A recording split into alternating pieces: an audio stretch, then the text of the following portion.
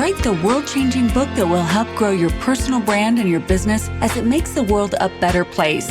Welcome to the Author's Corner, hosted by Robin Colucci. Every episode, we bring you some of the most successful authors, as well as other industry experts, to share some inspiration, motivation, tactical strategy, and fun. We'll also talk about the challenges and trends in the publishing industry. Don't get stuck in the idea phase. Join the Author's Corner today. Start writing the book you've dreamed about.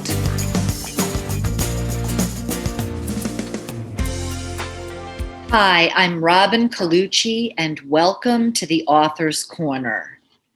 You know, one of the biggest controversies, if you will, in the conversation between whether or not an author should self-publish or seek a traditional publisher is this big question of, well, what does a traditional publisher really do to help authors promote their books?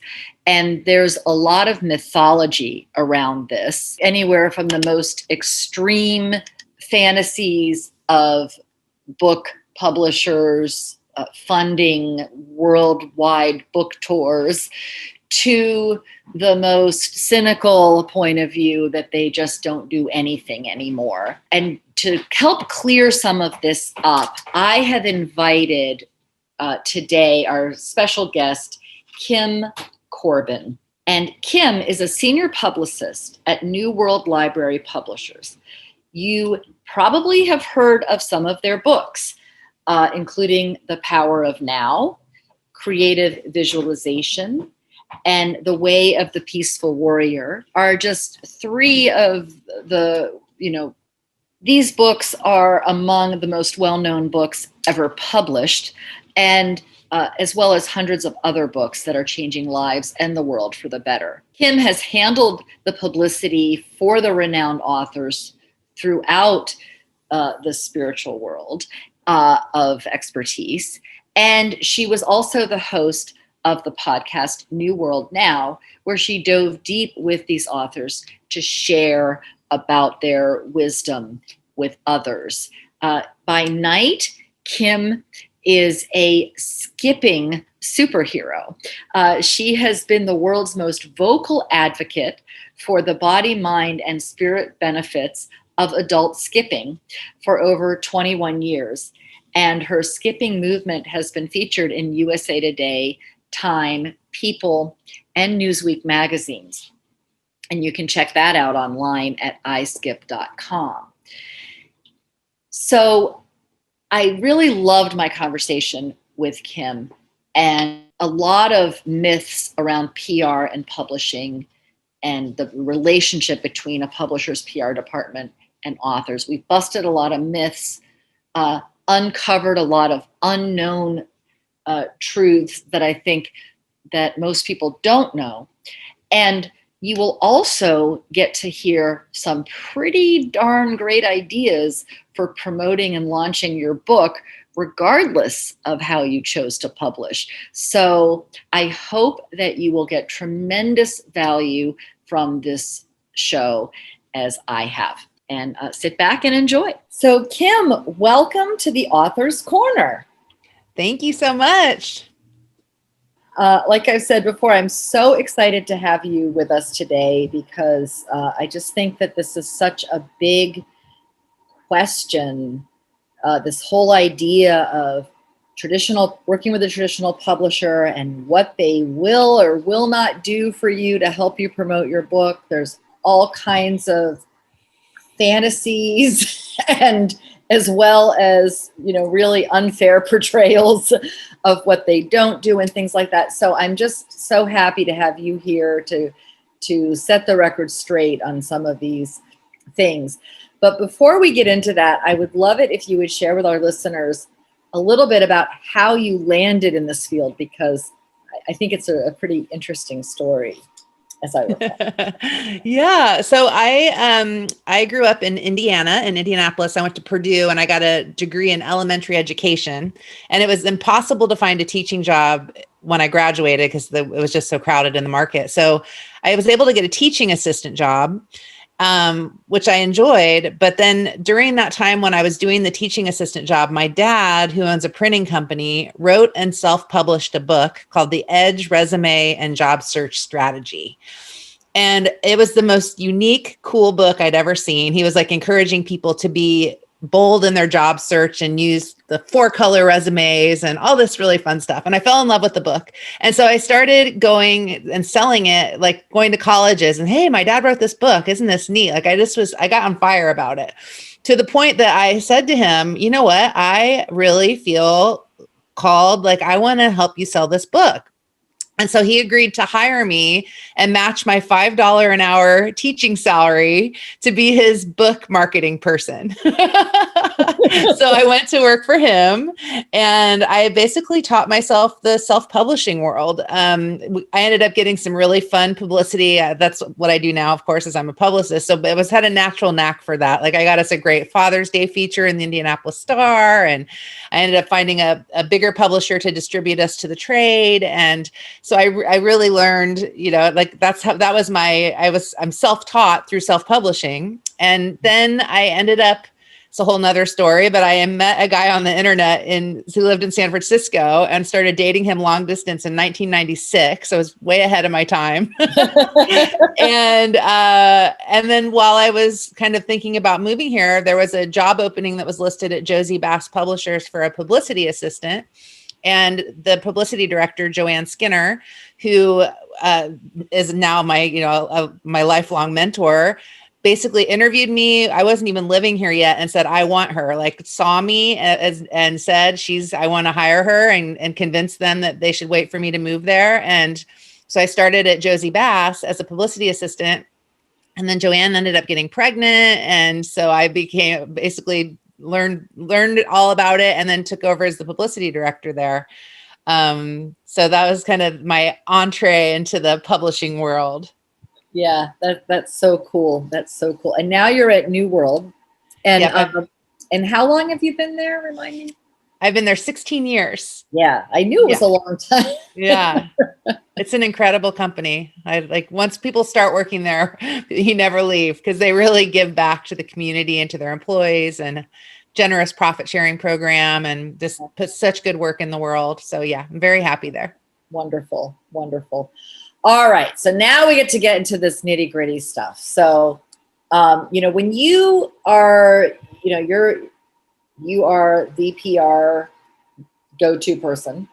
And so what do you find when a new author is coming in, when you sign a new author?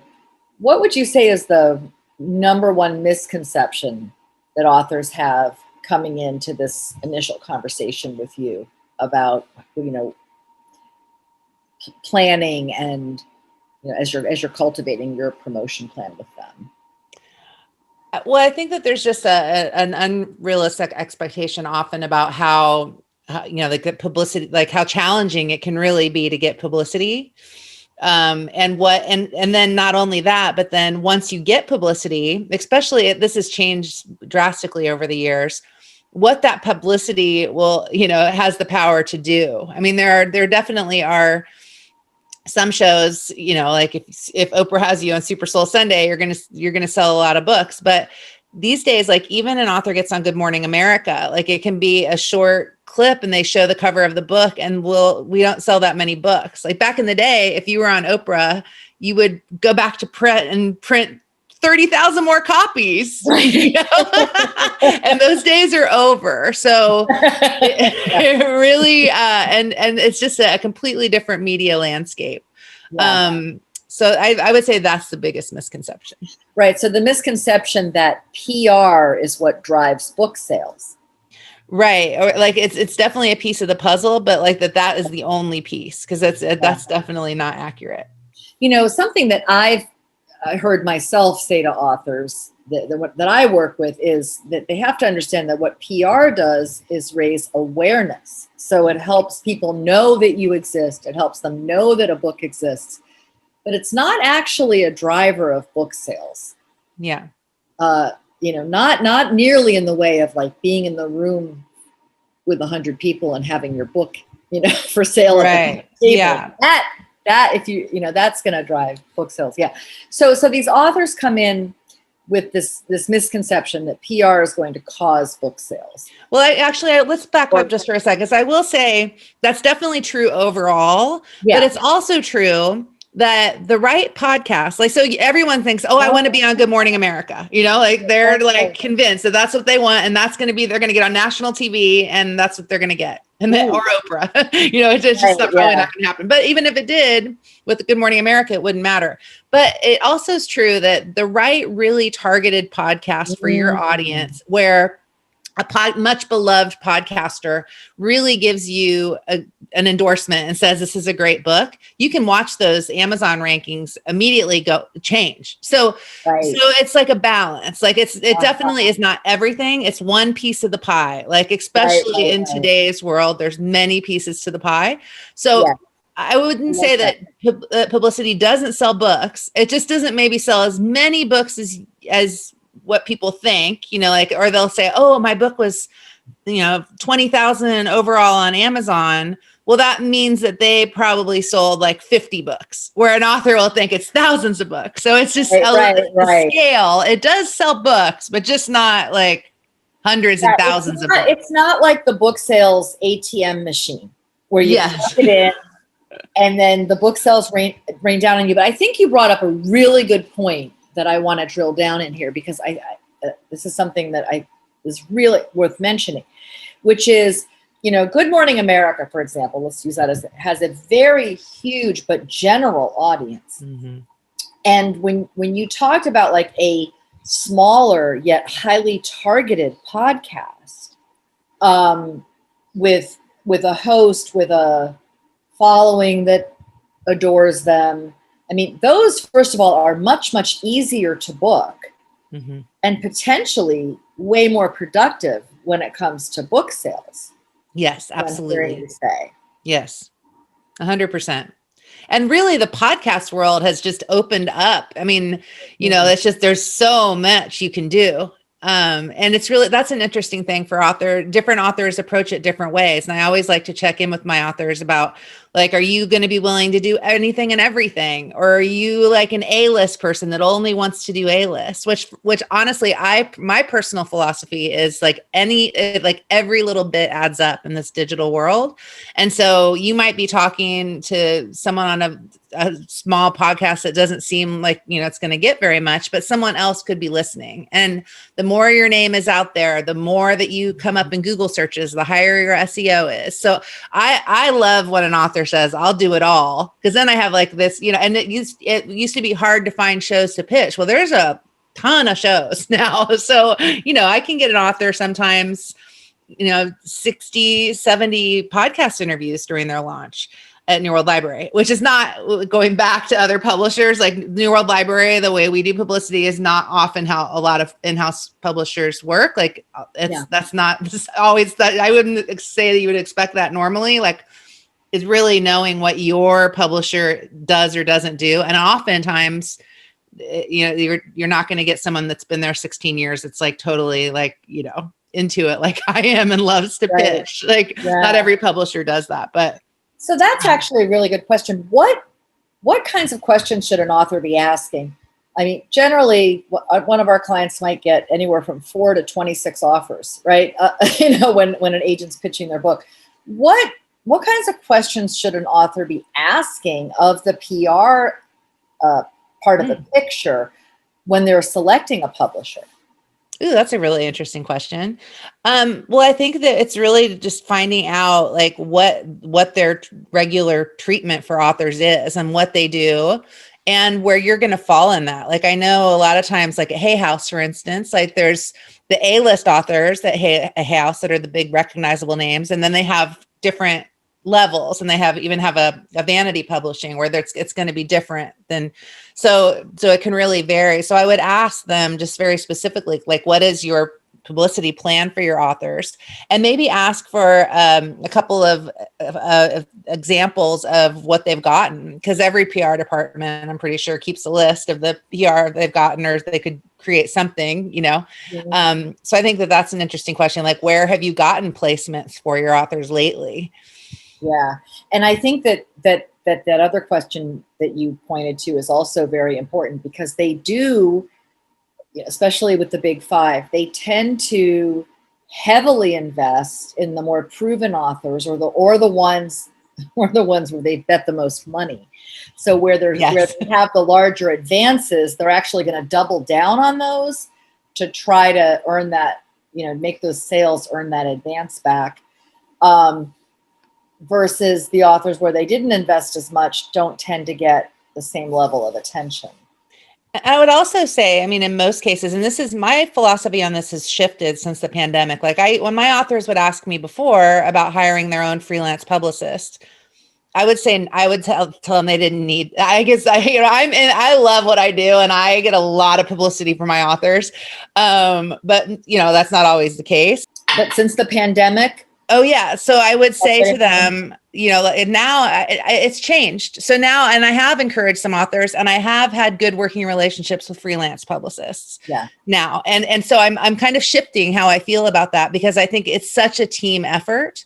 Yeah. And so I think, and that would be overall what I would say to authors, regardless, is like, this is a team effort, and you need to be actively involved. You don't sit there and wait for them to just present your publicity to you on a silver platter. Like, you need to be thinking and reaching out to podcasts yourself and recommending yourself. And then that would be a question to ask too, is so can I do that? And then can I send review copy requests to you? Will you fill them and follow up so that if you do it yourself, or do I need to hire a publicist? Would that be helpful?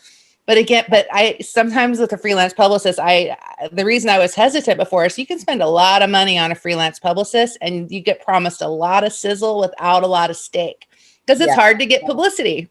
Yes. It doesn't matter if you have, you go to lunch with someone at Good Morning America once a week, which a lot of these people, that's what they sell, right? It doesn't matter if it's not the right book at the right time. The best connection in the world doesn't matter. So I think you got to take that with a grain of salt and realize that if you hire a freelance publicist, that you need to have something else, like a coach. You're a coach and you're going to get clients, or you're going to get speaking gigs, or if you think you're going to sell make enough money to cover your cost of your publicist from book sales alone, that's not going to happen. So I'm really honest with people about that. Yeah. And the other thing that they need to understand, in hiring a freelance publicist, which also I do recommend that my clients do as well. And then you can have that partnership with the in-house publicist. And I think that can really help to geometrically, increase the effort, like the results of the efforts of both. If they're working together. But one thing I think a lot of people don't understand is you don't wait until the book launches to hire a publicist. Yes. That you need a good, ideally 6 months runway leading up to the launch to actually would you agree with this? To absolutely, actually the benefits. Yeah, because the long lead process starts, 4 to 5. We're usually at 4 to 5 months in house, where we get the PDF. It's time to start reaching out to the long lead media. So yeah, it's best to not wait until the pub date. Like when you're in the editorial phase, be thinking about it and checking in, and people get busy and they don't have space and that sort of thing. So absolutely. Okay, so just so we're clear, so the PR arm of a publishing house, and obviously you've worked at a couple, so you don't know all of them, but essentially, what would you say is, because it seems like there's more to your role than just pitching, that you're also, so tell us a little bit more about your role and, how you fit into this picture in this team that's supporting the author. Well, it really starts when we get the long lead galleys. And then at that point, it's taking the material and figuring out what's the most exciting way to present this in a clear, concise, like what's the golden nugget. So I'll work with authors to come up with press materials, sample interview questions. That's the kind of the first phase, is just like taking it out of just the editorial to like, how do we present this in a way that's going to be exciting to people?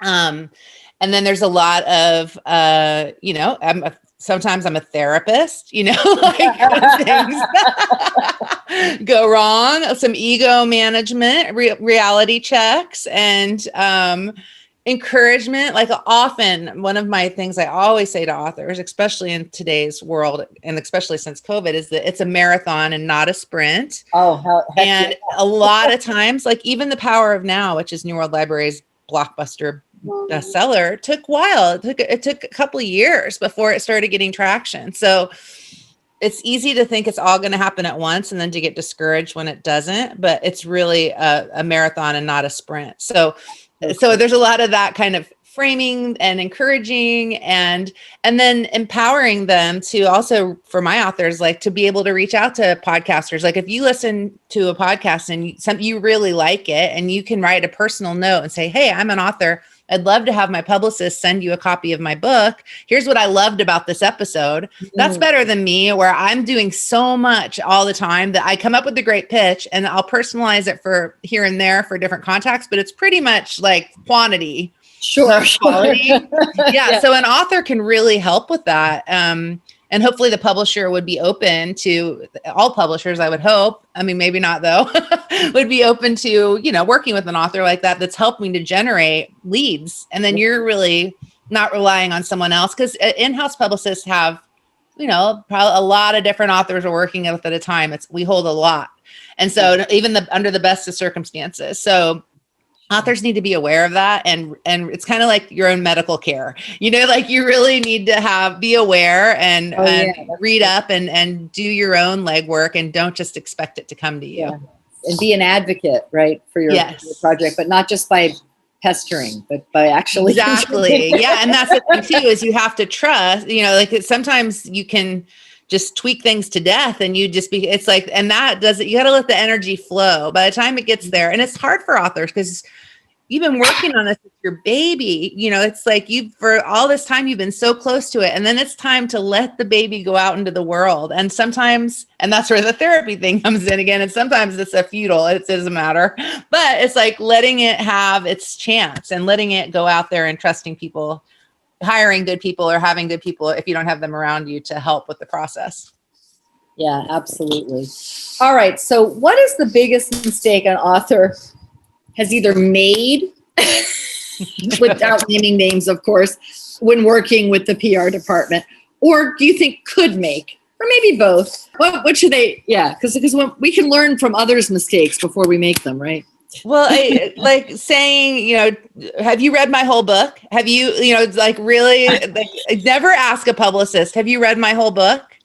Like probably the answer is no, but we've read enough. Like it's all about the essence and the flavor. And so like that would be something that when an author does that, it's just like, it's like, are you kidding? 60% of the people who buy your book aren't going to read the whole book. Exactly. And same with podcast interviews and that kind of thing. And then just over controlling the process. Again, not being able to let go and let the professional take it from here and trusting, it's like, no, it needs to be this way. This is, and like controlling the process and wanting it to be your way, where it's really a time of letting go and it's important to have it be right, but don't nitpick every single word. And it's like, you're moving out of that editorial process and into the bigger picture. Oh, interesting. So making that transition from like getting every single word dialed in just right to allowing the professional in the PR department to take the ideas, push them out to the world. Yes, it might be perfectly imperfect, but that's interesting. That's funny. I did not expect you to say that because, if anything, because it could also probably be an error to be so hands-off, right? Like like do it all for me, while I sit back and fan myself and have grapes peeled for me. I mean, what do you say? What would you say is the more common mistake actually trying to micromanage it versus doing that? It's kind of interesting. Luckily, we don't have too many crazy micromanagers. And then there have been authors that I think, how could you put it all the way through and then you just let it go and they just never, I think putting your work and yourself out in the world like this is very vulnerable and scary. Yes. And even for New World Library authors that this is, what we're, a lot of times people write about what they need to learn. And so so it's interesting. Sometimes the people who write about letting go are the ones that have the hardest time actually doing so. But that's what's so wonderful about this industry and this job is that it varies. Every season there's a new weather pattern that comes in, and that's the other thing too, is your time with this person is short. Like you have a finite amount of time with them. So a lot of times I'll say to, like for me, when I'm doing a lot of in-house publicity, I'll say to people, I'm going to be doing all this. I'll get you all these interviews and then I'm going to be done and I'm going to be moving on. Maybe it would be better instead of hiring a freelancer right now. Like, yes, the book, it used to be you had to get all your publicity when a book first came out. That's not necessarily true anymore. Like there's so many different ways to sell a book these days. So you can wait and hire someone once I'm done. Like that to me a lot. And don't spend so much money that you don't have when, it may not ultimately end up. If the budget's really tight, maybe it's better to hire the freelance publicist after you're done with the PR department at the publishing house. Yes. Yeah. That's a great point. So, and typically, so for you, like, what is your window of time that you're assigned to a book, that you have that slot available for a book to launch? Well, right now, so it's the beginning of July. Like I just now am finishing up my press materials and getting the mailing out for books that come out in October. Mm-hmm. And then the books will come out in October, and then because it'll be the holidays, then especially books that come out around then, there's New Year, New You that happens in January. So I would say that I'll probably work, and it also has a natural flow. Like it's interesting how it just kind of comes and goes. So I would say, July, August, September, October, November, December, January. I'd say 6-7 months. Wow. But that New World Library does. But then we also unlike the big five and that kind of thing, that's going to be a shorter window and then you're done. But New World Library doesn't do that. Like there's people, if a book's doing well and it's got traction, then we still, and that's another thing. Here's actually one of the biggest mistakes that authors is they don't befriend their publicist. They become an enemy. They get in you want that person to be excited and feel good about your project so that they'll want to continue working with you and continue, it's such an important relationship. So yes. So it's not like don't be too bossy and, you just be grateful that you have someone who's really helping you out and believes in you if you have that. Yeah, great. Now, are there, I know every publicist is different, but like, what are some things that authors have done to befriend you that you especially appreciate? We're going to give it away. We're going to, whatever it is, be careful because you're going to get a lot of it. Well, it's like I had my Kim Chesney, who wrote a book called Radical Intuition, sent me a beautiful painting, or like gifts are nice. I think this is only common sense, but but it rarely happens. Or just like an acknowledgement of recognizing, like, I realize that how much you have going on, and I appreciate it. And just kind of realize putting yourself in the other person's shoes a little bit.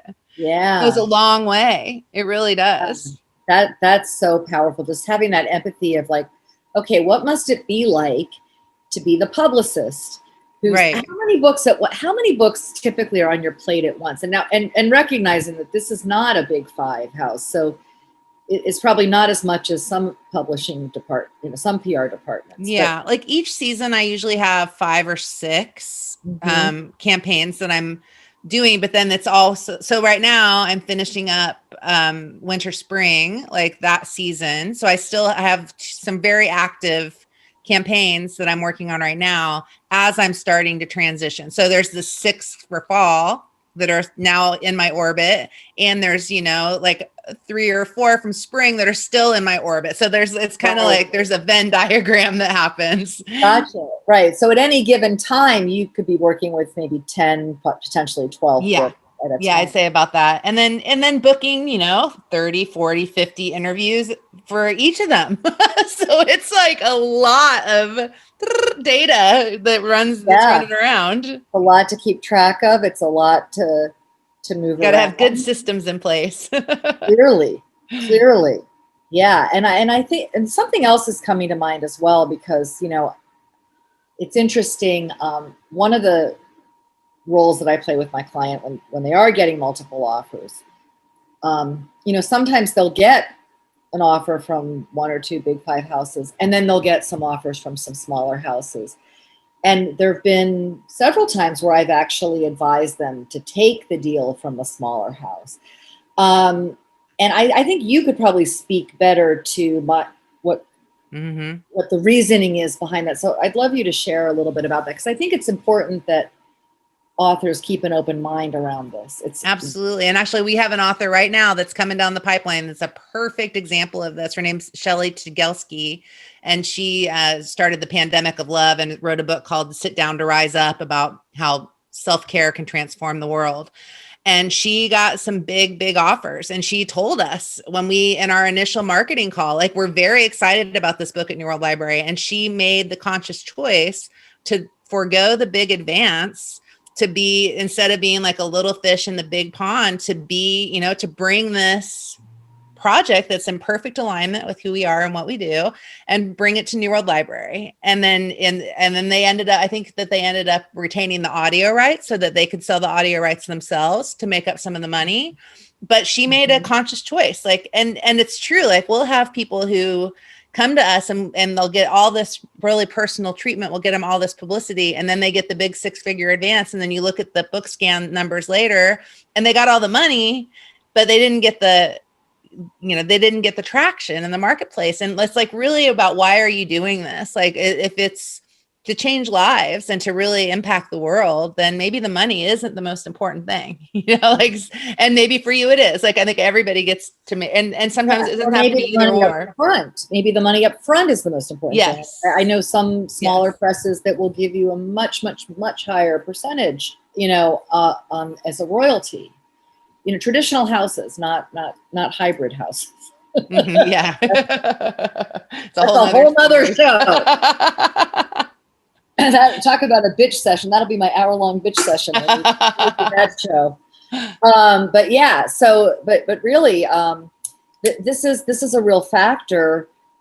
Who's going to be the biggest advocate for you and for your book? Who's going to give you a 7-month window to help you promote your book versus a 3-month window? Because really, it does take time for a book to get traction. People grossly underestimate how long it takes. And the books that really last and really, like, these perennial bestsellers, like The Power of Now, like Chicken Soup for the Soul, like Jen Sincero's You Are a Badass. I know for a fact every single one of those authors did the daily grunt work of pushing that book every day for 2 years. Yeah. Or close to 2 years before it really kicked into that New York Times bestseller status. And most people give up after 6 weeks, if that. Yeah. Yeah.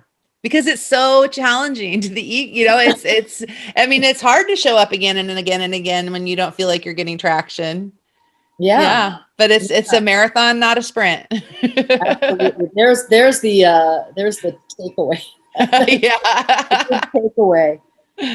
So you talked about being a partner with the PR publisher and the PR team. Give us some more ideas on, like, what can an author do to be a really great partner? Growing the mailing list, like capturing emails, growing your mailing list, having a core audience to pull from. So one of the things we'll do with our authors when they first come down the pipeline and we're getting in the pre-sales mode is we'll create a launch team with Amazon. And so they reach out to their audience and say, we're doing this launch team. You'll get a sneak peek of the book, and you pre-order the book on Amazon to be a part of it. And then you leave a review for us. And that ends up working out pretty good. Oh yeah. That's very clever. So you do that now. And that's like pre-launch. So that's like a while before the book comes out, or just before the book comes out? We usually do it so that we like to have the pre-order numbers in place before the right before it goes to the printer, because Amazon uses those pre-sales to set their print run. Yep. So you want to have a really good list. So back to your question, the mailing list, like if you come in and you have 5, like that's why building your platform is so important. Like it's a partnership, and people that have a really well organized list of people who follow them, they have, they'll get 100, 200. The most we've had is 500 people who signed up to be on the launch team that are this core group of super fans that help them. Yeah. But it's that mailing list, like that you and your social capital that creates that. Yeah. Yeah. And speaking of social capital, because I know social media is also a pretty big part of what you do. So let's talk a little bit about that.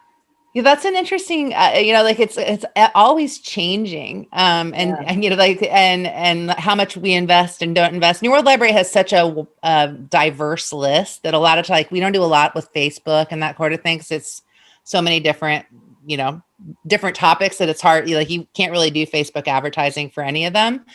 But I'll tell you what, and YouTube is definitely our favorite. We always have our authors do a short Q&A video so that we can show them what they look like on to the media. And we have I think we have 18,000 subscribers on our YouTube channel now.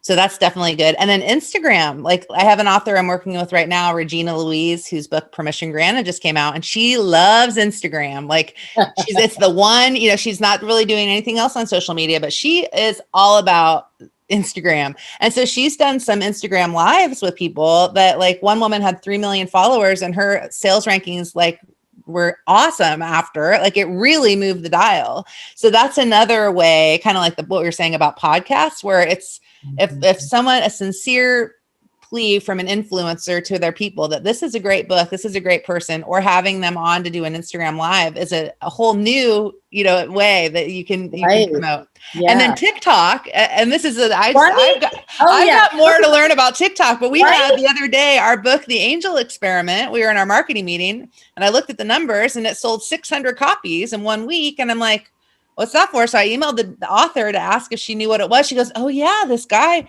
did this TikTok about my book. It's called The Angel Experiment, and it's about working with angels and how he used her book to, like, get a free car for $8,000 or something. And it sold. That's what it was.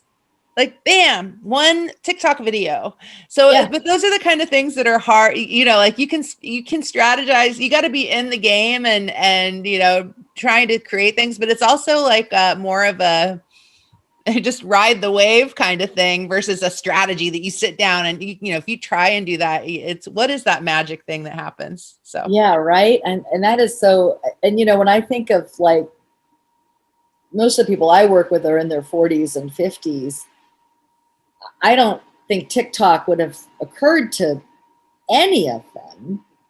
I'm positive, not on their own, but that has really become, there was an article in the New York Times recently about how TikTok has become, I think it drove some book right onto the bestsellers list or something. Yeah. Times. It was like crazy. One person made a TikTok video about it. Yeah. It's amazing. So that's fun. And then it's with social media, it's just like keeping an eye out.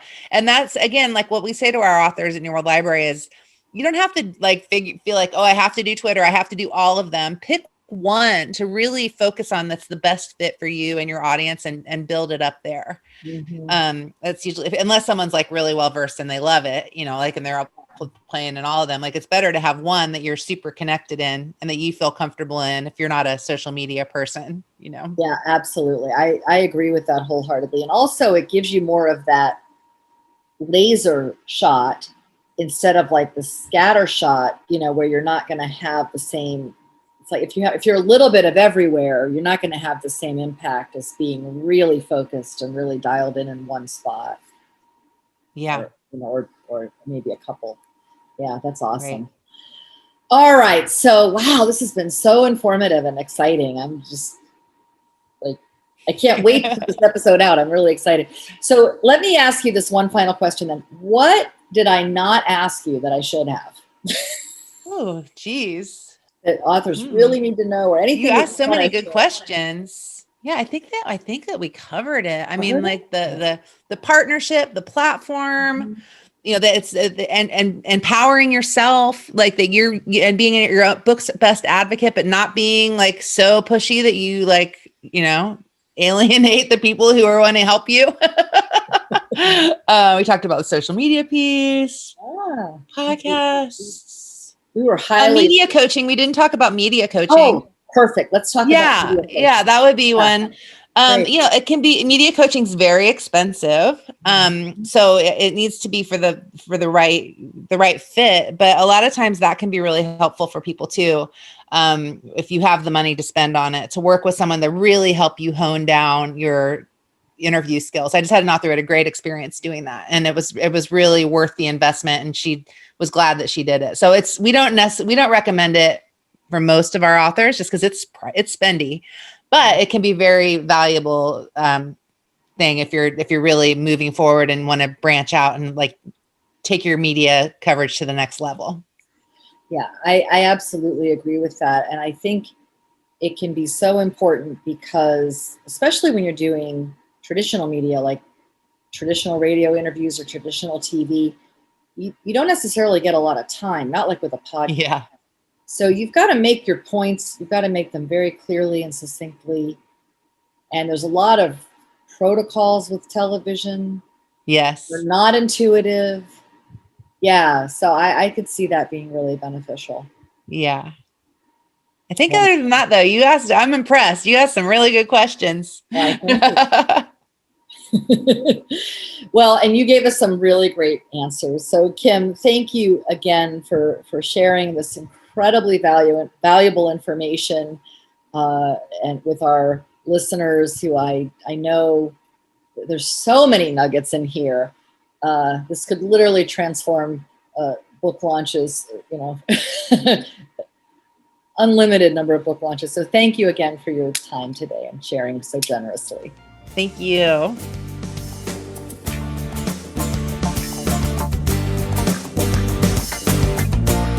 Thank you for tuning in to another amazing episode of The Author's Corner. You're one step closer to writing the world-changing book you've dreamed about for years.